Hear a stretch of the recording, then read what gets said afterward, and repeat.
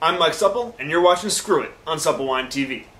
Last night I was watching this week's episode of Reaper on the CW, which is a really funny TV show about a guy who has to send escaped souls back to hell, and how he and his buddies go about doing it, and all their ridiculous escapades that ensue. The point, though, they spent a lot of time in a bar. Last night there was a guy in the bar who was drinking wine, and he was holding his glass of wine like this, swinging around, talking to people, just hanging on to that glass for a long time. It reminded me that a lot of people in TV and movies nowadays seem to be holding their glasses this way. So I figured it'd be a good time to talk about why wine glasses are made with a stem. The point of the stem isn't to make you look pompous. The stem is actually a really functional, important part of the wine glass. Wine is very sensitive to temperature. Obviously, when you think about white wines, most people know you're supposed to chill a glass of white wine. Cooler temperatures lets the fresh, crisp fruit show.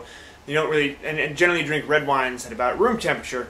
But what you don't think about is why you're supposed to drink those at cooler temperatures has a lot to do with the alcohol in the wine. When you're drinking wine, you're drinking it for the flavors and the aromas. As wine warms up, the alcohol starts to have a bigger effect. Particularly once the wine gets to about mid-70s in the range of about 74 degrees, that alcohol becomes noticeable on the nose and it becomes noticeable in the flavors. So you start to taste a little bit of a bitter, kind of tingly sensation going on. And generally, if you're drinking wine, that's not why you're drinking it. If you want to taste alcohol, you'd be drinking a martini. If you're drinking wine, you want to taste the various fruit and oak and butter and whatever else is going on in the particular wine you chose. So it might sort of follow suit that you don't want to warm up a white wine because you're already drinking it cold, but it's actually even more important for red wine to hold it by the stem. Because red wine's already warmer, which means it's going to warm up to that 74-degree point much faster, and it's going to start releasing those alcohol aromas. You don't have to hold the stem all delicately and look kind of foolish and look like you're afraid of the wine glass. Stems are pretty big. Wine glasses are fairly sturdy. You can go ahead and get a good grasp on that thing. But the whole point is that it keeps your hand away from the bowl, keeps the wine from overheating.